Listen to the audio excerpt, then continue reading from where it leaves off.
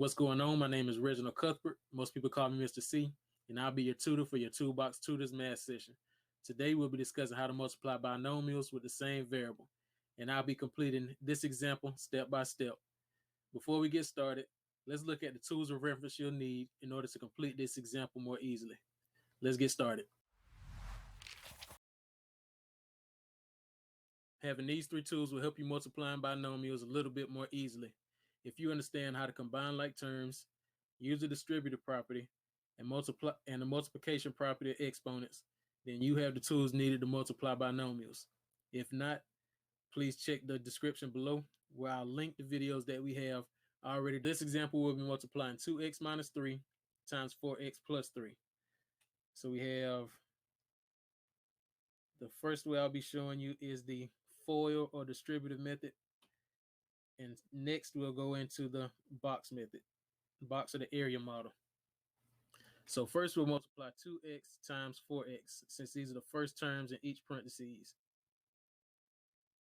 2x times 4x gives us 8x squared. Next we'll multiply 2x times 3. So 2x times 3 equals 6x. Negative 3 times 4x would be next. That would give us negative 12x. And negative 3 times 3 would give us negative 9. So now from here, we want to look at these four terms and determine if we have any like terms. Looking right here in the middle, we have 6x and negative 12x. These would be our like terms. So what we want to do is combine these two terms together. So 6x minus 12x, that would give us a negative 6x. This 8x squared, since we don't have any like terms with it, we'll just bring it down. And this negative 9 on the end has no like terms, so we'll also bring that down. And here we have our final answer. Now we'll look at simplifying the same expression using the area or the box method. Remember, the purpose of showing you this is to show you that there's more than one way to complete this problem and that you have options. So in your first parentheses, you have 2x minus 3.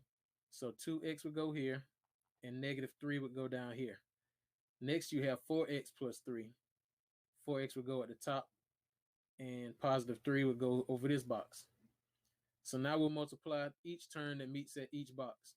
So at this first box here, we have 2x times 4x. 2x times 4x gives us 8x squared. Next, in this top right-hand box, we have 2x times 3. 2x times 3 gives us 6x. Next, we're going to multiply negative 3 times 4x. So negative 3 times 4x gives us negative 12x. And negative 3 times 3 gives us negative 9. So now from here, since we have our four terms, we want to find any like terms we have within these boxes. 8x squared doesn't have any like terms, so we'll just go ahead and bring this down. But 6x has a like term of negative 12x. 6x minus 12x will give you negative 6x. And the last term we have is negative 9. That doesn't have any like terms, so we'll bring it down. And here we have our final answer shown using the area or box method.